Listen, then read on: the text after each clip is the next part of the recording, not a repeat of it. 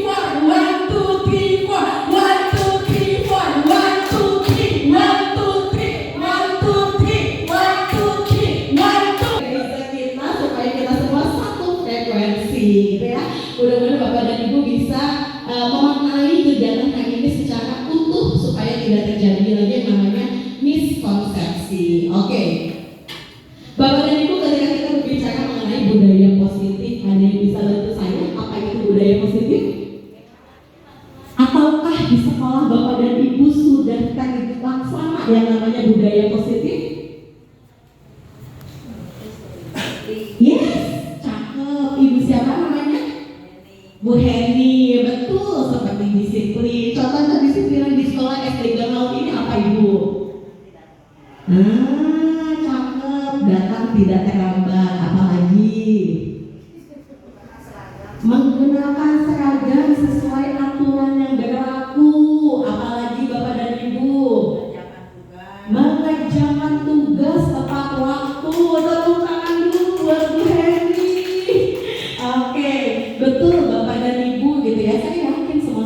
sudah melaksanakan yang namanya budaya positif. Tinggal kita asah kembali gitu ya, supaya sesuai dengan filosofi Ki Hajar Dewantara. Kenapa dengan Ki Hajar Dewantara? Karena sekarang kita lagi menggalakkan yang namanya kurikulum merdeka gitu. Nah, konsep budaya positif ini Bapak dan Ibu, yang pertama, Bapak dan Ibu nanti akan diajak untuk memahami yang namanya perubahan paradigma belajar. Perubahan paradigma belajar itu nggak bisa sekali dua kali Bapak dan Ibu. Bahkan saya yakin sekarang pun masih banyak Bapak dan Ibu yang masih pro kontra terhadap merdeka belajar, betul?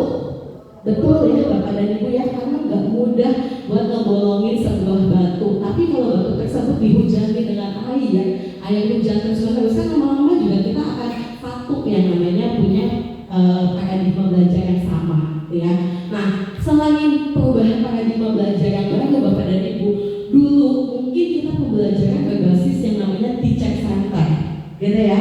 Terus akhirnya berubah ke student center. Siapakah di sini Bapak dan Ibu sudah melaksanakan pembelajaran student center? Sudah? Pasti sudah Bapak dan Ibu gitu ya. Sesekali pasti akan melakukan yang namanya student center. Yang mungkin teacher center dulu kan juga capek kitanya, betul ya Bapak dan Ibu ya. Jadi pasti gitu. Nah, sekarang si student centernya itu Bapak dan Ibu kita kemas dengan yang namanya merdeka belajar. Bagaimana kita menghamba pada siswa. Bukan berarti siswa jadi raja, jadi ratu, enggak Bapak dan Ibu gitu ya. Tapi kita bagaimana mengakomodir apa yang dimiliki sama siswa tersebut. Karena semua siswa itu istimewa, punya bakat dan minatnya yang sudah ada dari lahir gitu. Tugas kita tinggal memumpuk Bapak dan Ibu supaya akhirnya jadi sesuatu yang jauh lebih indah. Nah, yang kedua, budaya positif juga ada yang disebut dengan disiplin positif. Seperti tadi sudah disampaikan oleh Bu Heni. Saya yakin di sekolah-sekolah pasti sudah melaksanakan yang namanya disiplin positif, datang tepat waktu, pakai baju seragam sesuai dengan aturan yang berlaku, setiap ketemu orang tua, guru, atau bahkan yang lebih tua itu 5S gitu ya, misalnya, dan lain sebagainya. Lalu yang selanjutnya, budaya positif juga ada yang disebut dengan nilai-nilai kebajikan Bapak dan Ibu. Pernah dengar yang namanya profil pelajar Pancasila? Oke, ada berapa profil pelajar Pancasila Bapak dan Ibu? Ada 6, di mana profil pelajar Pancasila masuk ke dalam salah satu nilai kebajikan. Selain itu, ya nilai-nilai kebajikan yang harus kita miliki sebagai umat manusia, tanggung jawab, gitu ya, peduli kepada sesama, gotong royong dan sebagainya. Lalu selanjutnya budaya positif yang nantinya akan dibahas juga mengenai kebutuhan dasar manusia. Namanya kita sebagai manusia hidup pasti kita punya kebutuhan. Ada 5 kebutuhannya, nanti akan dijelaskan di slide selanjutnya Bapak dan Ibu. Lalu selanjutnya juga budaya positif mengenai motivasi perilaku manusia. Ada 2 motivasi, ada motivasi intrinsik dan motivasi ekstrinsik. Nanti akan kita bahas juga. Lalu posisi kontrol kita sebagai guru, keyakinan kelas, dan yang terakhir adalah bagaimana cara kita menjalani segitiga restitusi. Oke, nah ini Bapak dan Ibu, pelajaran dengan paradigma baru yang sekarang sedang ngehits Bapak dan Ibu. Bagaimana pembelajaran dengan paradigma baru ini merupakan pembelajaran yang dirancang berdasarkan prinsip pembelajaran berdiferensiasi, sehingga peserta didik belajar sesuai dengan kebutuhannya berdasarkan tahap perkembangan sesuai dengan teori psikologis modern untuk mewujudkan profil pelajar Pancasila. Kalau bingung, di sebelah ada Bapak dan Ibu. Profil pelajar Pancasila ada 6. Ada lagunya juga, ada yang tahu Bapak dan Ibu, biasanya lagunya pakai lagu beca gitu ya. Kita nyanyi sama-sama boleh Bapak dan Ibu supaya ingat tentang profil pelajar Pancasila. Nanti di tanggal 17 boleh diaplikasikan ke siswa. Oke, lagunya gini Bapak dan Ibu. Pelajar Pancasila beriman dan berakhlak pada Tuhan yang Esa dan berakhlak mulia, berkebinekaan global, gotong royong mandiri, kreatif dan bernalar kritis. Oke, dicoba boleh Bapak dan Ibu sambil berdiri boleh, supaya jauh lebih semangat pakai gerakannya ya Bapak dan Ibu ya. Oke, siap? Profil pelajar Pancasila. Pelajar Pancasila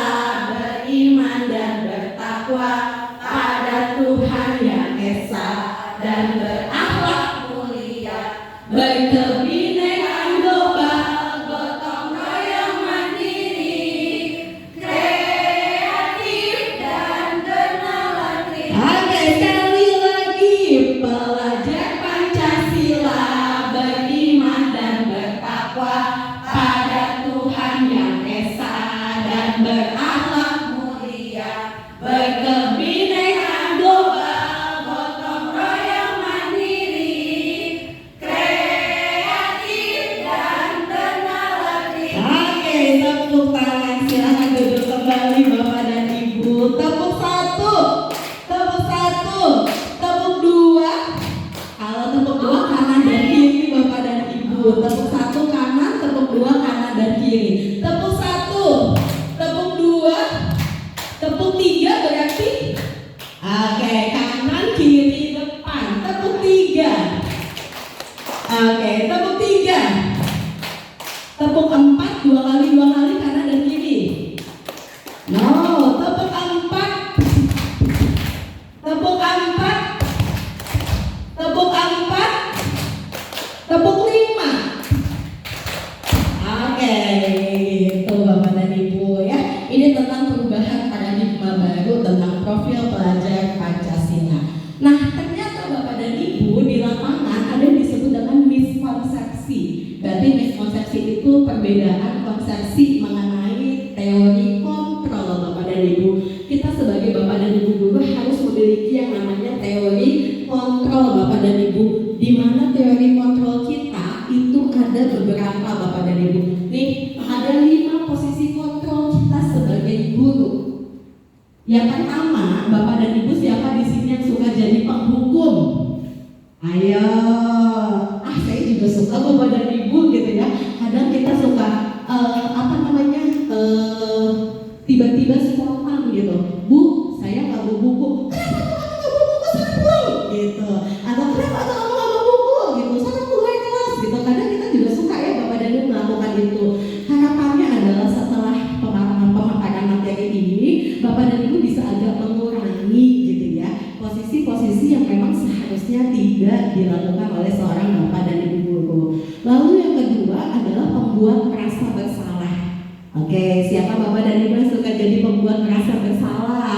Contohnya apa sih Bapak dan Ibu? Ada yang bisa kasih contoh? Pembuat merasa bersalah itu seperti apa? Kamu kenapa gak ngerjain tugas? Kamu ngerjain tugas aku, duduk yang baik. Nanti kalau kamu gak duduk ada kepala sekolah, ibu dimarahin lagi sama kepala sekolah. Nah, siswanya kan jadi apa? Jadi gak enak dong.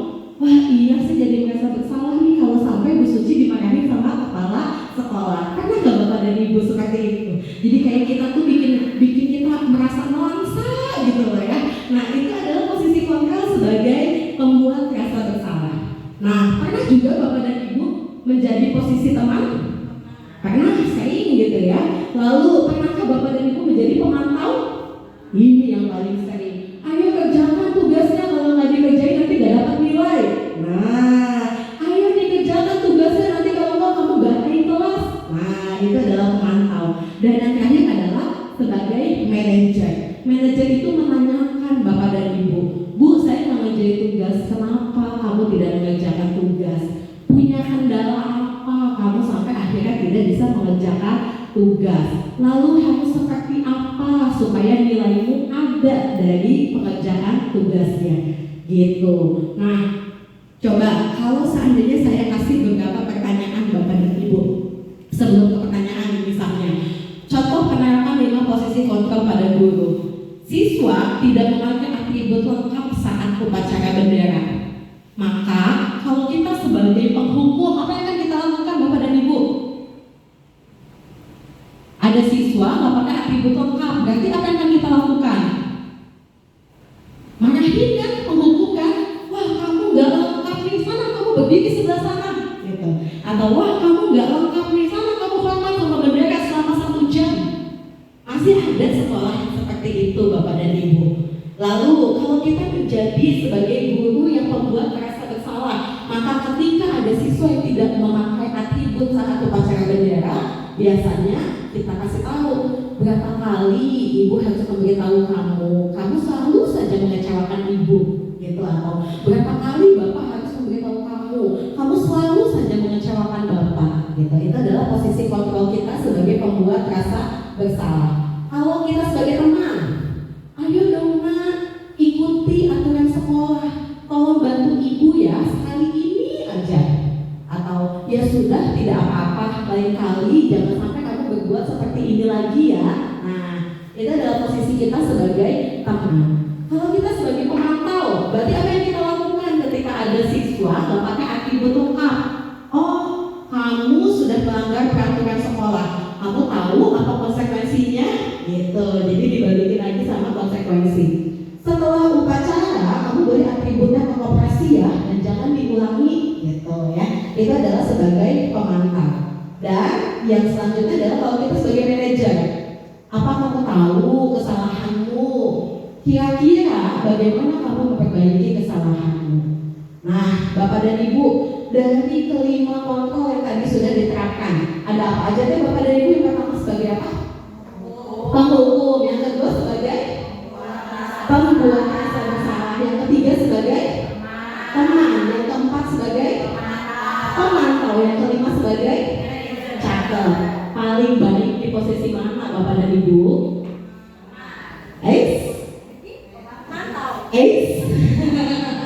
Paling baik di posisi mana kalau kita sebagai Bapak dan Ibu guru yang ideal? Yes, paling baik adalah di posisi manajer Bapak dan Ibu. Kita kembalikan lagi ke siswa, kita bangkitkan lagi yang namanya motivasi intrinsik di dalam siswa tersebut. Gitu Bapak dan Ibu. Jadi 4 sikap posisi kontrol tadi bukan tidak boleh dilakukan sama guru, boleh, tapi kalau bisa dikurangi Bapak dan Ibu. Kita mulai refleksi diri ke diri kita sendiri gitu ya. Bagaimana memposisikan diri kita sebagai manajer. Jadi ketika ada siswa yang melakukan kesalahan, tidak langsung dijustifikasi dia salah Bapak dan Ibu ya. Bisa kita kembalikan lagi ke siswanya supaya siswanya sadar dengan apa yang dia lakukan dan harapannya ke depannya tidak mengulangi lagi. Tapi kalau kita sebagai penghukum misalnya, kamu nggak bawa atribut sama kamu berdiri, kan kita nggak tahu siswa tersebut punya hati yang hatinya terluka atau tidak. Dan ketika hati tersebut terluka, berarti kan ada yang mengganjal pada diri kita Bapak dan Ibu. Jangan sampai kita jadi guru ya seperti itu. Itu harapannya Bapak dan Ibu, sehingga yang harus kita tingkatkan posisi kontrol kita adalah sebagai manajer. Oke Bapak dan Ibu. Next, kalau seandainya ada istilah ini, saya kecewa sekali dengan kamu. Nah, kira-kira posisi kontrol apa ini? Ya, kalau seandainya kita bilang saya kecewa sekali sama kamu, berarti ini adalah posisi kontrol sebagai. Nah, nggak boleh ya Bapak dan Ibu ya. Kita bawa alur siswanya untuk menyadari kesalahan dia terlebih dahulu.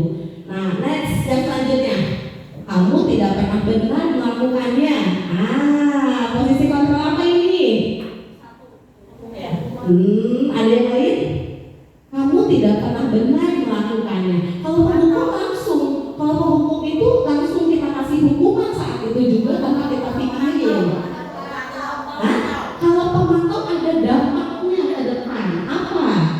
Gitu, misalnya kata Abi, kamu kerjain PR-nya, kalau enggak nanti kamu gak akan dapat nilai. Kamu kerjain tugasnya, kalau enggak nanti kamu gak naik kelas. Itu pemantau biasanya. Kalau ini gimana? Kamu tidak pernah benar melakukannya. Teman, oke?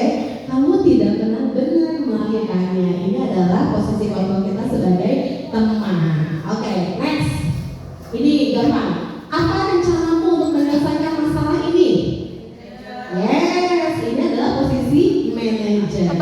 Bagaimana kita mengembalikan kepada siswa untuk menyelesaikan masalahnya tersendiri. Lalu, ayolah lakukan demi Bapak dan Ibu ini. Nah, yes, ini juga sebagai teman Bapak dan Ibu. Yang selanjutnya, kamu tidak pernah mendapat nilai jika tidak mengerjakan tugas.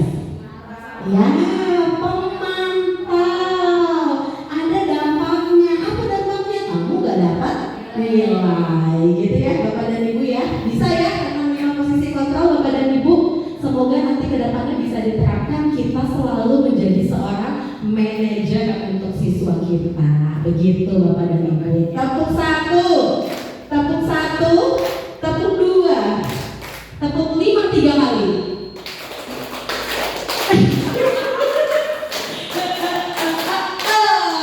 Oke, baik Bapak dan Ibu. Nah, selanjutnya Bapak dan Ibu, tentang miskonsepsi teori kontrol tadi gitu ya. Jadi setelah dijelaskan mengenai teori kontrolnya, kita bisa mengurangi Bapak dan Ibu bahwa ternyata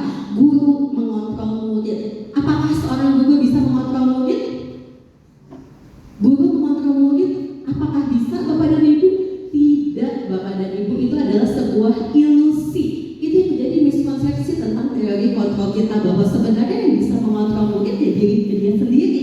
Kita hanya mengarahkan Bapak dan Ibu, makanya kita sebagai seorang manajer, kita tingkatkan yang namanya motivasi intrinsik di dalam siswa tersebut. Lalu selanjutnya kita juga suka berpikir bahwa semua penguatan positif, efektif dan bermanfaat. Jadi kalau ibu memberikan sebuah penguatan yang positif, jangan kira bahwa itu akan bermanfaat selalu untuk siswa, tapi ternyata juga itu hanya sebuah ilusi Bapak dan Ibu. Kenapa? Karena itu motivasinya datang dari luar, bukan datang dari diri siswanya. Jadi bagaimana kita bisa meningkatkan motivasi intrinsik yang dimiliki sama siswa. Lalu selanjutnya, kita juga suka memberikan kritik, atau kita juga suka membuat rasa bersalah.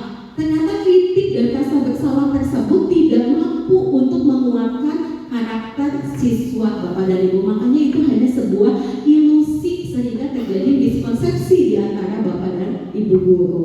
Yang selanjutnya adalah bahwa orang dewasa berhak memaksa. Nah, kadang kita suka lupa ya, mentang-mentang kita guru, kita dewasa, kita suka memaksa Bapak dan Ibu.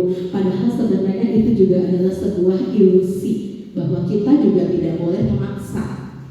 Oke. Sekarang Bapak dan Ibu diajak untuk mengubah paradigma. Bagaimana paradigma stimulus respon ke pendekatan teori kontrol. Awalnya kita pakai stimulus respon Bapak dan Ibu. Sekarang di kurikulum Merdeka kita ubah stimulus respon tersebut, kita bawa ke yang namanya teori kontrol itu sendiri. Stimulus respon itu seperti apa? Misalnya kita dulu suka berpikir yang namanya kebutuhan itu sama. Setiap siswa punya kebutuhan yang sama, itu menurut stimulus respon. Padahal nyatanya Bapak dan Ibu, setiap kebutuhan siswa itu berbeda. Lalu yang kedua, semua orang melihat hal sama. Padahal teori kontrol yang ada adalah setiap orang memiliki gambaran yang berbeda. Lalu yang ketiga, stimulus respon yang dulu adalah kita mencoba mengubah orang agar berpandangan sama dengan kita. Nyatanya di teori kontrol adalah sebenarnya kita berusaha memahami pandangan orang lain tentang dunia, karena setiap orang berhak punya pandangan yang berbeda. Stimulus respon yang keempat Bapak dan Ibu, bahwa ternyata perilaku buruk dilihat sebagai suatu kesalahan. Padahal teori kontrolnya adalah semua perilaku memiliki tujuan. Nanti akan kita bahas di segitiga restitusi. Lalu stimulus respon yang kelima, orang lain bisa mengontrol saya. Padahal di teori kontrolnya adalah hanya kita sendiri yang bisa mengontrol diri kita sendiri. Makanya tadi kan di awal dibilang apakah guru bisa mengontrol siswa? Enggak Bapak dan Ibu. Kita hanya sebagai manajer saja membangkitkan motivasi intrinsik di dalam siswa tersebut, padahal sebenarnya siswanya memang sudah memiliki posisi kontrol dia sendiri. Sama kayak ilmu padi Bapak dan Ibu. Ilmu padi ditanam, mau tanahnya sebagus apapun gitu ya, lahannya seoke apapun, petaninya sepintar apapun, mungkin gak tumbuh jadi tumbuhan jagung. Tidak, dia akan tumbuh menjadi tumbuhan padi. Bedanya kalau dirawat dengan baik, padinya jadi subur, padinya jadi lebih pulen, lebih enak gitu loh Bapak dan Ibu. Jadi siswa, mau siswa A gitu ya, kita kalau seandainya kita harapannya setelah kita kasih motivasi dan lain sebagainya berubah menjadi siswa B, apakah mungkin? Tidak Bapak dan Ibu, dia tetap akan menjadi siswa A. Tapi ternyata di dalamnya dia sudah ada potensi tersendiri, sudah ada bakatnya sendiri. Tugas kita kan tinggal di manajerin Bapak dan Ibu supaya siswa tersebut berkembang dengan baik sesuai dengan kodratnya. Oke, yang selanjutnya, saya bisa mengontrol orang lain. Itu menurut stimulus respon. Pada kenyataannya di teori kontrol adalah Anda atau kita tidak bisa mengontrol orang lain. Lalu pemaksaan ada pada saat bujukan gagal. Nah, itu stimulus respon. Di teori kontrol ternyata kolaborasi dan konsensus menciptakan pilihan-pilihan yang baru. Jadi nggak bisa dipaksa Bapak dan Ibu. Kita ajak bersama-sama dengan kolaborasi. Dan yang selanjutnya adalah model berpikir menang atau kalah. Itu dulu. Jadi kalau dia berhasil dia menang, kalau dia nggak berhasil dia kalah.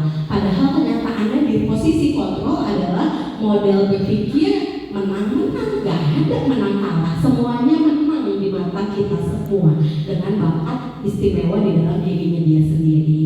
Gitu Bapak dan Ibu. Nah ini ya, tadi tentang disiplin positif Bapak dan Ibu. Kalau secara harfiah, disiplin positif itu adalah salah satu penerapan disiplin yang tujuannya untuk menumbuh kembangkan kesadaran serta memberdayakan peserta didik tanpa imbalan penghargaan, reward, ancaman atau hukuman. Angkat tangannya Bapak dan Ibu yang masih suka memberikan reward kepada siswa.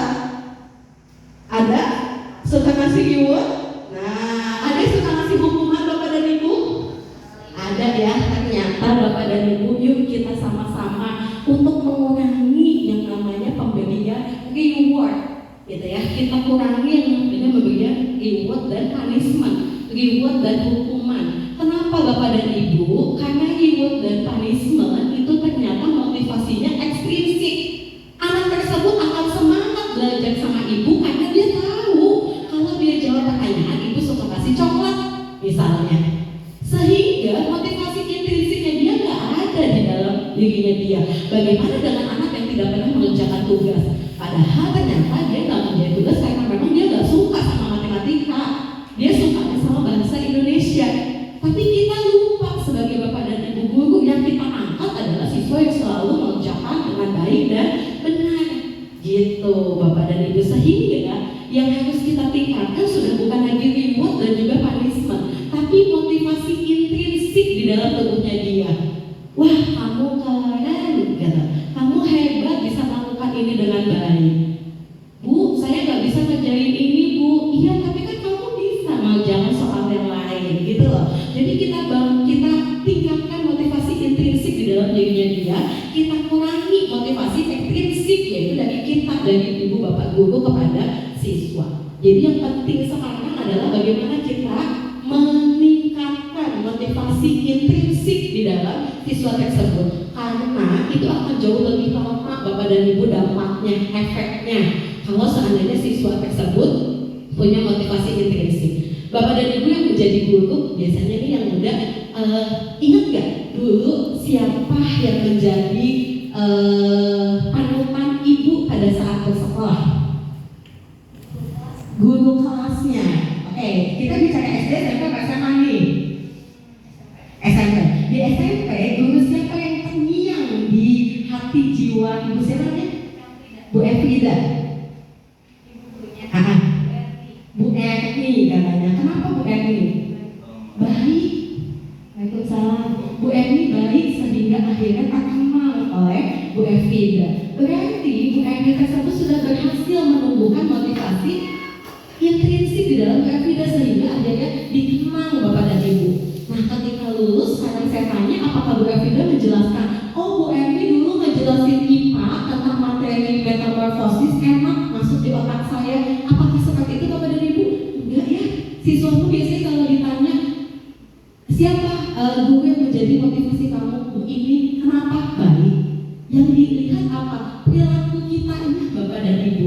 Sehingga penting sekali untuk yang namanya meningkatkan motivasi intrinsik pada siswa tersebut. Terima kasih Bu Elvida.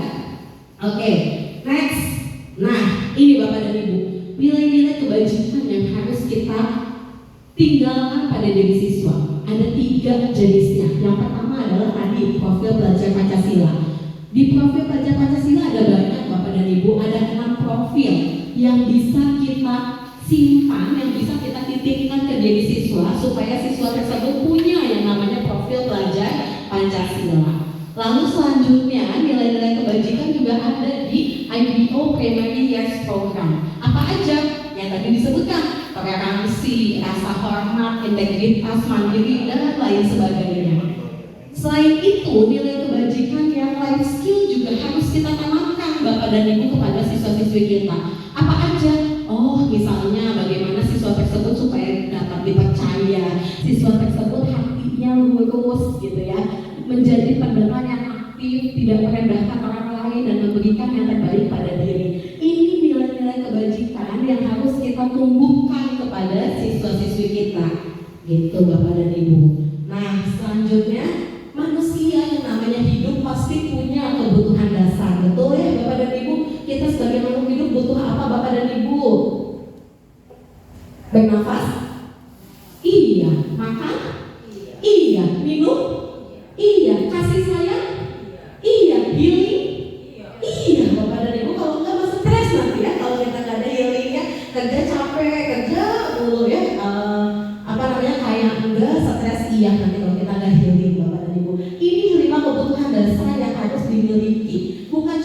sebagai bapak dan ibu guru, tapi ternyata siswanya juga harus kita penuhi kebutuhan dasarnya. Yang pertama, siswa bertahan hidup.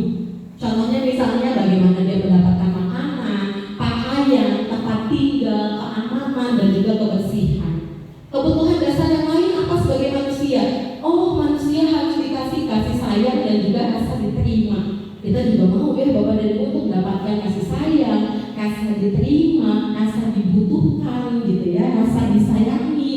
Nah, rasa dipedulikan, berbagi, kerjasama, menjadi bagian dalam kelompok, itu adalah kebutuhan dasar manusia yang kedua. Kebutuhan dasar manusia yang ketiga adalah penguasaan. Penguasaan itu apa? Bagaimana kita memiliki harga diri untuk keinginan dianggap sebagai memimpin, berprestasi kita diakui, kita juga kalau mengucapkan sesuatu didengar gitu ya. Itu adalah penguasaan Bapak dan Ibu. Dan yang selanjutnya adalah kebutuhan dasar kita sebagai kebebasan. Bagaimana kita mandiri, memiliki pilihan, mencoba hal baru, dan mampu mengendalikan arah diri kita. Yang terakhir ini Bapak dan Ibu tadi kita bilang healing. Kita semua butuh kesenangan. Kita semua butuh bermain. Kita semua butuh ngebanyol gitu ya. Butuh humor dan antusiasme serta tawa. Oke, nah ini ya dari tadi sudah kita bahas bagaimana Bapak dan Ibu kita sebagai Bapak dan Ibu guru harus bisa yang namanya meningkatkan motivasi intrinsik di dalam diri siswa. Kenapa? Karena ketika kita meningkatkan motivasi intrinsik di dalam siswa, kita bisa menjadi orang yang mereka inginkan dan menghargai diri sendiri dengan nilai-nilai yang mereka percaya. Sehingga siswa tersebut percaya bahwa saya mampu, bahwa saya bisa, Bapak dan Ibu. Makanya penting banget untuk kita meningkatkan motivasi intrinsik. Sedangkan kalau seandainya motivasi ekstrinsik itu kayak memberikan hukuman, ketidaknyamanan, itu jadi apa? Menjadi hanya sebagai siswa tersebut mengharapkan sebuah penghargaan dari orang lain, dan itu sifatnya tidak permanen Bapak dan Ibu, tidak panjang. Itu yang kita butuhkan adalah motivasi intrinsiknya. Nah, Bapak dan Ibu, yang biasa kita lakukan adalah memberikan hukuman. Kalau nggak hukuman, konsekuensi. Mungkin ketiga istilah tersebut, hukuman, konsekuensi, dan restitusi, yang sering Bapak Ibu dengar adalah hukuman dan konsekuensi. Ada yang bisa menjelaskan apa perbedaan hukuman dan konsekuensi? Bedanya apa? Kalau hukuman gimana Bapak dan Ibu? Spontan, betul. Ibu, saya nggak bawa topi, padahal upacara. Pulang sana, ambil topinya. Gitu. Atau udah sana berdiri di tiang bendera. Nah, sebelumnya udah ada kesepakatan kelas apa belum? Sebelumnya udah ada keyakinan kelas apa belum? Kok tiba-tiba dia disuruh berdiri, kok tiba-tiba dia disuruh pulang? Itu spontan, maka itu disebut dengan sebuah hukuman.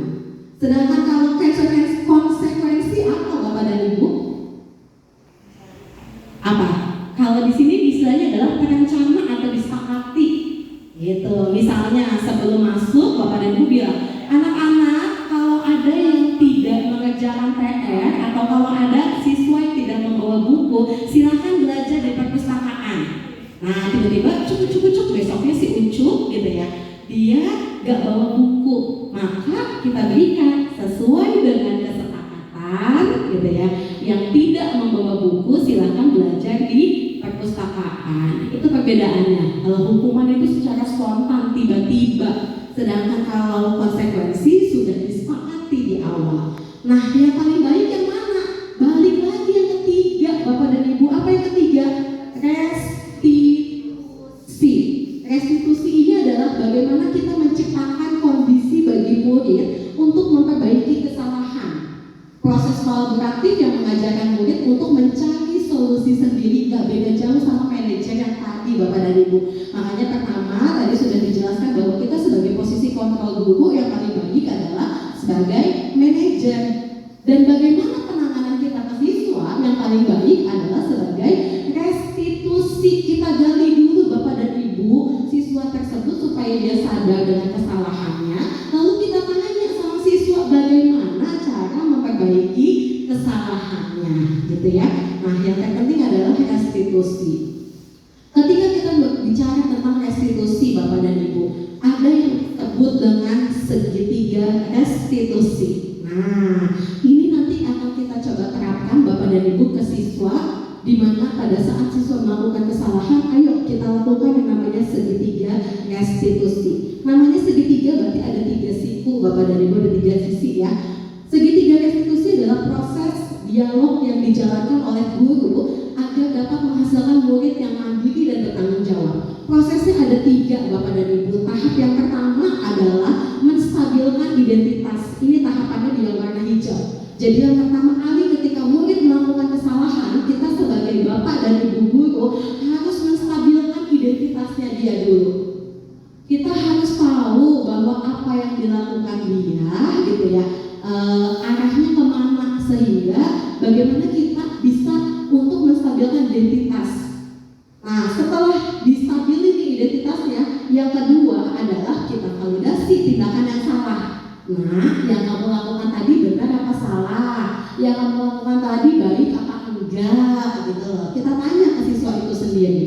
Sampai akhirnya ketika siswa sudah validasi tindakan yang salah, dia akan menanyakan, kita sebagai guru menanyakan keyakinan. Jadi siswa tersebut ingat bahwa kita pernah membuat sebuah keyakinan. Nanti Bapak dan Ibu pada saat masuk MPLS gitu ya, sebelum memulai kegiatan pembelajaran, Bapak dan Ibu diminta untuk membuat yang namanya keyakinan kelas. Mungkin dulu bahasanya apa sih Bapak dan Ibu? Apa dulu Bapak dan Ibu juga saya yakin sering kok membuat ini. Apa bahasanya dulu? Peraturan kelas gitu ya, atau kontrak belajar. Biasanya bahasanya gitu. Nah, sekarang kita buat bahasanya adalah keyakinan kelas. Kenapa? Karena dengan keyakinan itu akan long lasting, Bapak dan Ibu, akan panjang sekali. Nah, Bapak dan Ibu buat keyakinan kelas. Nanti kita gali di keyakinan kelasnya. Menstabilkan identitas. Menstabilkan identitas itu biasanya dengan kata-kata seperti ini, Bapak dan Ibu. Nah, iya, Ibu tahu kamu kecewa. Iya, Ibu tahu kamu kesal. Kalau Ibu di posisi kamu, Ibu juga akan melakukan hal yang sama. Misalnya gitu loh. Jadi kita bawa dulu bahwa oh iya, menurut siswanya, Ibu gurunya paham nih perasaan saya gitu. Kita samain dulu perasaannya. Nah, setelah itu baru kita validasi tindakan yang salah. Kamu tahu nggak apa yang kamu lakukan itu baik atau tidak? Lalu setelah itu baru apa yang kamu lakukan melanggar keyakinan kelas nggak? Iya Bu, melanggar. Misalnya dia berantem sama temannya. Iya Bu, melanggar. Melanggar keyakinan kelas mana yang kamu langgar? Saling menghormati dan menghargai akan sama teman Bu, misalnya gitu ya. Nah, kalau kamu tahu kamu melanggar, berarti kedepannya ketika kamu sedang marah, apa yang harus kamu lakukan? Gitu. Oh, saya harus lebih sabar supaya saya nggak marah-marah di kelas. Nah, selanjutnya sikap apa yang harus kamu pertahankan? Ya Bu, saya akan jauh lebih menghargai dan menghormati teman. Gitulah Bapak dan Ibu. Jadi nggak langsung dijustifikasi bahwa dia salah. Kita bawa dulu alurnya, gitu ya, sampai akhirnya dia sadar bahwa apa yang dilakukan adalah salah, Bapak dan Ibu.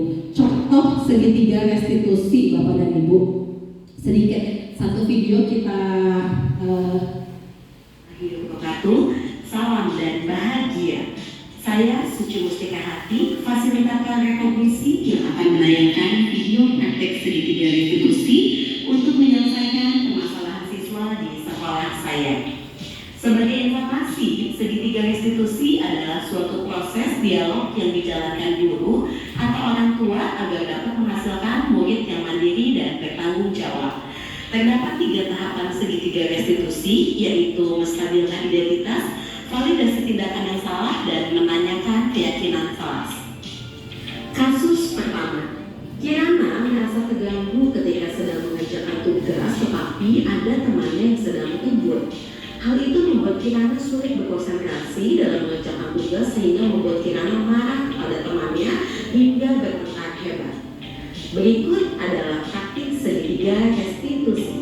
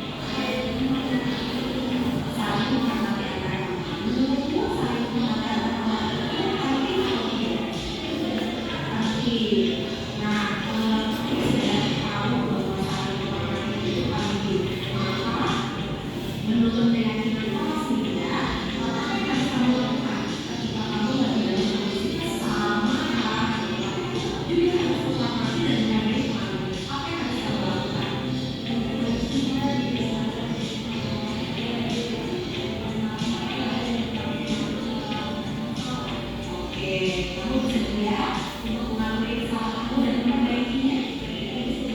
Kedepannya kita harus melakukan dialog dalam situasi seperti ini.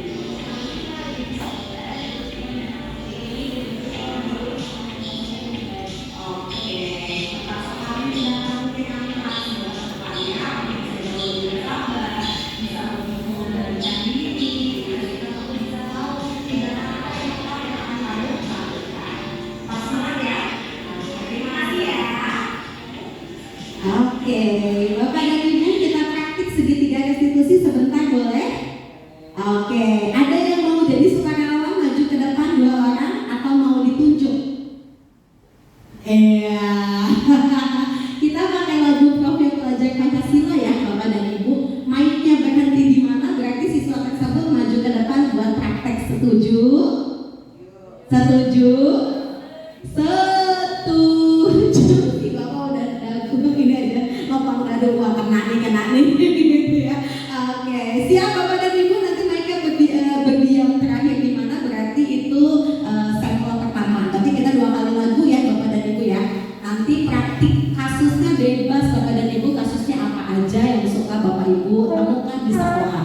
Bisa ada siswa terlambat mulu, ada siswa bobok mulu di kelas, atau ada siswa hobinya ke WC mulu, ada siswa yang hobinya makan mulu di kelas gitu ya. Boleh Bapak dan Ibu, nanti Bapak dan Ibu membuat segitiga restitusi. Sudah siap?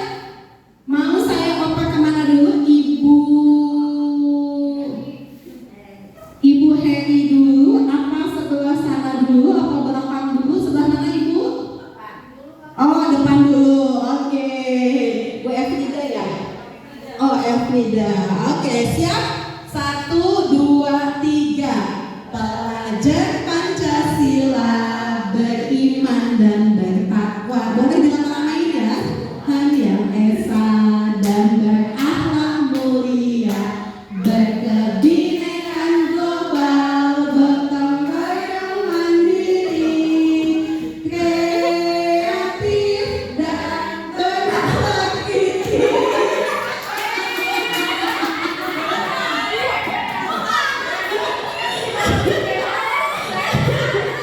Siapa Bapak dan Ibu? Siapa Bapak dan Ibu? Kita sepakati. Bu Lucy, oke Bu Lucy, kita cari partner. Satu lagu lagi. Pelajar Pancasila, beriman dan bertakwa Tuhan Yang Esa dan berakhlak mulia, berkebinekaan global, gotong royong kreatif dan bernalar tipis.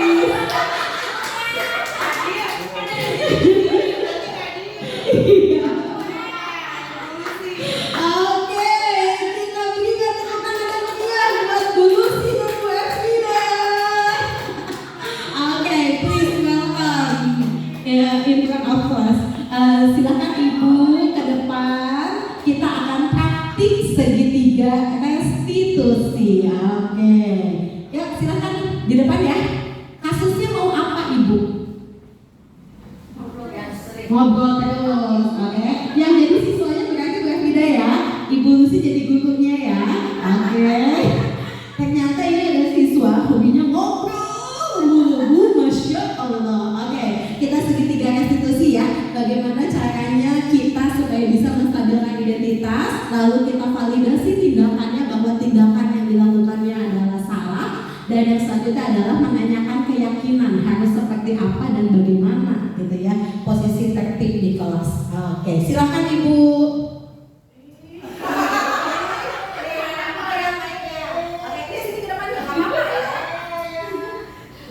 Oke, jangan nyanyi dong, nanti ya ini karaoke-nya nanti. Oke, boleh. Itu kasusnya itu tadi. Kasusnya adalah dia ngobrol mulu katanya. Si anaknya. Ya, kita ngobrol. Jadi ngobrol aja.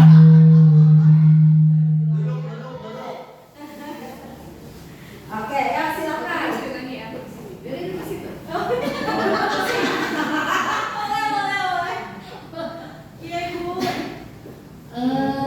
Bayi Ananda Elfri Siti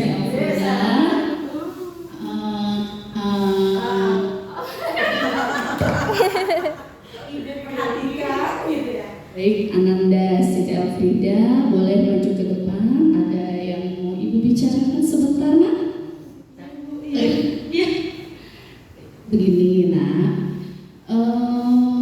Kemarin itu Ibu lihat setiap kali pembelajaran di kelas, kamu itu selalu ngobrol dengan temannya, ya. Nah, sekarang apa tujuan Ibu manggil kamu? Kita ngobrol baik-baik aja ya, kita ngobrol aja. Jadi gini, Ibu yang Ibu lihat nih, setiap kali pembelajaran Ibu lihat kamu itu kurang konsentrasi. Jadi setiap kali Ibu menerangkan, kamu itu selalu ngobrol dengan teman-temannya, terutama teman sebangku, ya. Jadi Ibu pengen tahu kenapa sih kok selalu tidak fokus dan selalu ngobrol aja setiap kali Ibu menerangkan pelajaran, ya.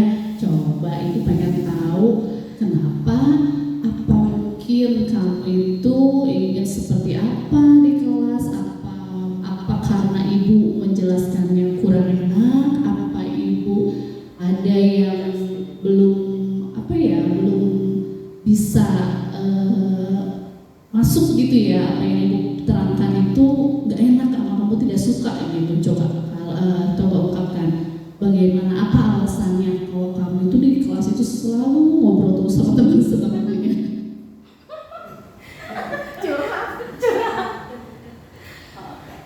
Iya Bu, maaf ya Bu, sebenarnya saya tuh bosen Bu di kelas, pengennya jalan-jalan. bosen Bu di kelas, nulis terus, makanya saya ajak ngobrol teman-teman saya iseng, pokoknya saya bosen aja Bu di kelas, pengennya ngobrol kayak Gitu ya. Berarti mungkin Ibu bisa menilai kalau kamu itu tipe yang pembelajar kinestetik ya. Jadi mungkin kamu itu nanti kalau belajar bisa sambil, bukan ngobrol ya, mungkin sambil nanti bermain, atau nanti Ibu juga akan selalu melakukan pembelajarannya tidak selalu di dalam kelas, tapi nanti kita akan belajar di luar kelas ya, supaya kamu juga bisa senang belajarnya dan fokus, tidak mengulangi lagi kesalahannya untuk mengobrol di kelas. Dan Ibu minta juga di kelas tidak boleh ngajak-ngajak teman yang ngobrol lagi ya, karena nanti kalau pada waktu evaluasi atau pada waktu Ibu kasih tugas, mungkin nanti kamu jadi nggak bisa mengisi karena kamu tidak fokus ya. Sesuai kesepakatannya juga, kita kan udah kesepakatan kelas ya, kalau di kelas itu tidak boleh ngobrol, tidak boleh jalan-jalan gitu ya. Tapi berarti kamu sudah tahu apa yang harus kamu lakukan ketika Ibu sedang memberikan pelajaran di depan kelas ya. Ibu janji nanti ke depannya kita akan melakukan pembelajaran yang menyenangkan ya, baik itu nanti di dalam kelas ataupun kita bisa belajar di luar kelas. Oke sayang? Iya.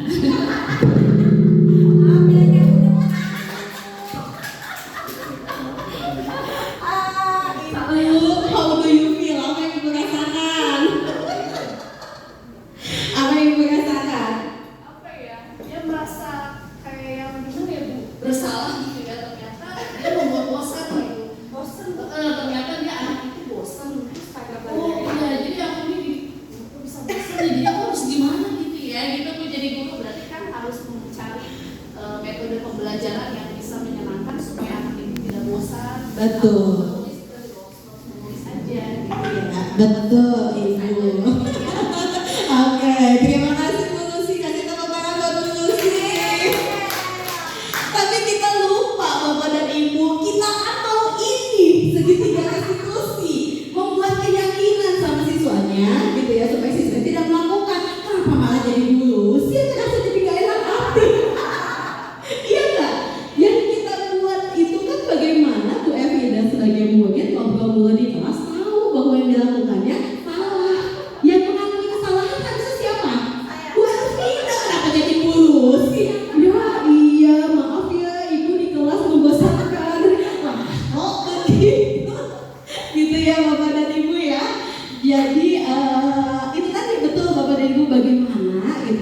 ketika tadi Bu Evida udah bilang bosan, ya boleh, manusiawi kita sebagai bapak dan ibu guru. Oh iya, mungkin pembelajaran kita ada yang harus diperbaiki, tapi itu jadi satu reminder buat kita bapak dan ibu. Tugas kita tetap manajer bagaimana sadar menyadarkan gitu ya bahwa Bu Evida ini nggak tepat di kelas ngobrol mulu gitu. Ya bapak dan ibu ya, nggak bisa sekali bapak dan ibu, kita akan terus berulang kali gitu ya. Jadi bagaimana menumbuhkan yang namanya motivasi intrinsik dalam diri itu sendiri. Kalau saya tanya misalnya Bu Evida, how do you feel? Apa yang dirasakan setelah tadi ngobrol sama Bu Lucy? Iya, jadi kayak Bu Lucy yang merasa bersalah terus. Jadi kalau kayak gitu Bu Evida ini jadi kayak dimenangin ya. Maksudnya, oh jadi nggak apa-apa, saya ngobrol terus aja gitu. Jadi tidak menyadari Bu Evida dengan kesalahannya gitu, dan kemungkinan akan berulang bapak dan ibu. Ya nggak apa-apa bapak dan ibu, nanti akan coba dipraktekkan kembali kalau ada kasus di dalam kelas bapak dan ibu. Oke, nah selanjutnya satu lagi bapak dan ibu, yaitu setelah tadi kita membahas tentang segitiga restitusi ini bapak dan ibu, yaitu mengenai keyakinan kelas. Semuanya akan kembali normal, semuanya akan kembali sesuai dengan kaidahnya ketika bapak dan ibu sudah membuat yang namanya keyakinan kelas. Mungkin bapak dan ibu dulu pernah buat, tapi bahasanya misalnya peraturan kelas gitu ya, kontrak belajar misalnya atau apa. Nah sekarang bahasanya adalah keyakinan kelas bapak dan ibu, tumbuhnya dari siswa. Jadi bapak dan ibu masuk ke dalam kelas, ajak siswa mau seperti apa keyakinan kelas bapak dan ibu. Itu di awal pembelajaran bapak dan ibu. Bukan bapak dan ibu masuk ke dalam kelas udah bawa peraturannya. Nah, ibu udah bawa nih aturan-aturan di kelas. 1, nggak boleh ngobrol. 2, nggak boleh makan. 3, nggak boleh ke WC mulu bapak dan ibu. Itu bukan seperti itu harapannya. Yang ideal adalah bapak dan ibu mengembalikan kembali kepada siswanya. Mau seperti apa dibuat keyakinan kelas kita. Bisa dengan menggunakan banyak media bapak dan ibu. Yang pertama, bapak dan ibu bisa membagikan kertas. Kertasnya boleh kertas biasa, boleh kertas warna-warni kayak post-it bapak dan ibu. Lalu siswa tersebut diminta, satu kertas, satu keyakinan. Mau dibuat keyakinan seperti apa di dalam kelas. Tapi bahasanya bahasa yang positif. Tidak boleh ada kata negatif. Seperti misalnya tadi kita sebutkan, keyakinan kelas pertama, tidak boleh ngobrol. Bahasanya negatif atau positif itu bapak dan ibu?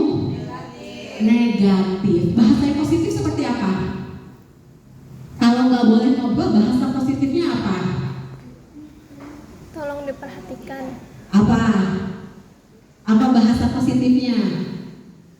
Tolong diperhatikan. 1, 2,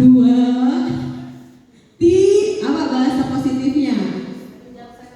Ya, kita menjaga suasana kelas agar tetap nyaman, aman, kondusif gitu bapak dan ibu. Pokoknya nggak boleh ada kata tidak, nggak boleh ada kata jangan, nggak boleh ada kata yang negatif bapak dan ibu. Semuanya adalah kata-kata yang positif. Udah ya, semua siswa dikasih 1 lembar post-it. Nah siswa menuliskan. Setelah siswa menuliskan, apa yang kita minta? Oke, anak-anakku semua silakan tempelkan kertas tersebut di papan tulis misalnya, atau di karton di tempat yang sudah ibu sediakan. Nah sudah ditempel semuanya, baru tugas kita sebagai bapak dan ibu guru untuk mensortir. Kan pasti banyak siswa, 30 siswa, semuanya bisanya sama, ya enggak? Sama, misalnya 10 siswa pengennya kelas itu ibu guru masuk tepat waktu misalnya, ya kan? Berarti nggak mungkin cuma 1 siswa, pasti banyak. Nah kita sortir. Setelah kita sortir, kita ambil poin-poinnya sehingga akhirnya didapat berapa keyakinan kelas. Setelah itu bagaimana bapak dan ibu? Minta siswa terlibat. Kita buat keyakinan kelasnya dalam bentuk karton gitu ya. Lalu setelah itu ditandatangani oleh seluruh siswa. Ditandatanganinya apa? Boleh kecil gitu ya, pakai tanda tangan siswanya, atau yang sekarang lagi ngehit, yang sekarang lagi viral kekinian, pakai cap jari bapak dan ibu, pakai warna-warni gitu ya, cap jempol semua siswa. Supaya semua siswa tersebut meyakini, oh iya, kita sudah pernah buat kesepakatan kelas. Ya kalau kesepakatan kelas tersebut atau keyakinan kelas tersebut dilanggar, kita akan menerima sebuah yang namanya konsekuensi, bukan hukuman bapak dan ibu gitu ya. Nanti setelah itu sehingga semua kelas punya yang namanya keyakinan kelas. Are you ready Bapak dan Ibu? Siap ya menyambut siswa-siswi baru nanti di tanggal 17. Oke Bapak dan Ibu. 1, 2, 3, 4, 5. 1, 2, 3, 4, 5. 1, 2, 3, 4, 5. 1, 2, 3, 4, 5. 1, 2, 3, 4, 5. 1, 2, 3, 4. 1, 2, 3, 4. 1, 2, 3, 4. 1, 2, 3, 4. 1, 2, 3. 1, 2, 3. 1, 2, 3. 1, 2, 3. 1, 2, 1, 2, 1, 2, 1, 2, 1, 1, 1. Oke, Bapak dan Ibu, kita sama-sama ucapkan alhamdulillahirabbil alamin. Pengibasan sudah selesai. Mudah-mudahan apa yang disampaikan bisa bermanfaat untuk kita semua ya Bapak dan Ibu. Mohon maaf membuat Bapak dan Ibu lelah. Semoga lelahnya menjadi lilah untuk kita semua. Amin, amin ya rabbal alamin. Saya Suci Mustika Hati pamit undur diri. Wabillahi taufiq wal hidayah. Wassalamualaikum warahmatullahi wabarakatuh. Tepuk 1, tepuk 2, tepuk 2, tepuk 3, tepuk 4, tepuk 4. Ritmenya kurang cepat Bapak dan Ibu. Tepuk 4, tepuk 4, tepuk 5, tepuk 5, 5 3 kali. Tepuk tangan untuk kita semua. Oke, terima kasih. Saya kembalikan kepada Bu Risma. Hatur nuhun. Iya, sekali lagi tepuk tangan untuk Ibu Suci. Bagaimana Bu Suci?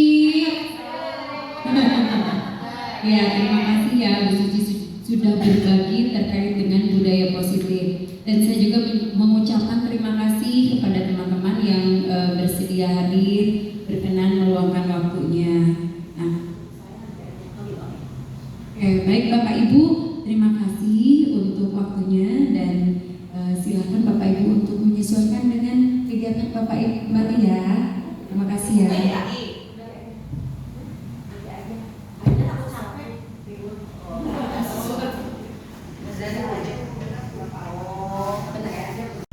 Selanjutnya adalah video mengenai penerapan pemahaman pada siswa dengan pembentukan keyakinan kelas.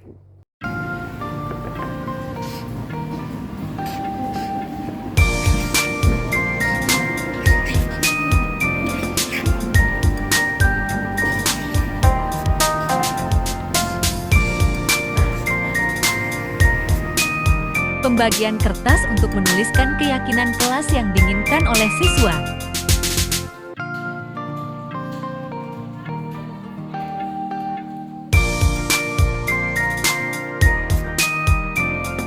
Kamu keyakinan apa yang harus dimiliki gitu ya sama anak-anak kelas 6A? Keyakinan kelas apa yang harus kita buat?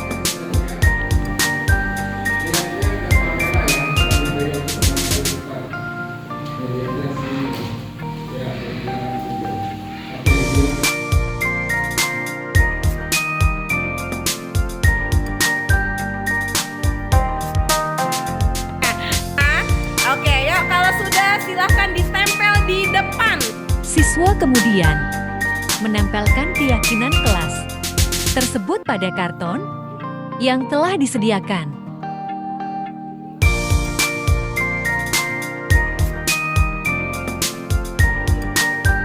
Keyakinan kelas yang sudah ditempel dibaca oleh seluruh siswa untuk diidentifikasi sesuai dengan nilai kebajikan yang akan disepakati.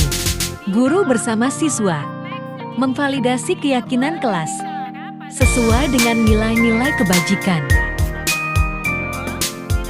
Tidak lupa untuk menghindari kata negatif ya. Sudah kelasnya, apakah disepakati? Disepakati semuanya? Sepakat? Angkat tangannya yang sepakat sama keyakinan kelas yang sudah dibuat. Oke, berarti siap ya semuanya untuk menjalankan yang namanya keyakinan kelas. Tepuk tangan untuk kita semua. semua disepakati. Kita tanda tangani sebagai tanda bahwa seluruh siswa di dalam kelas ini siap dalam melaksanakan keyakinan kelas.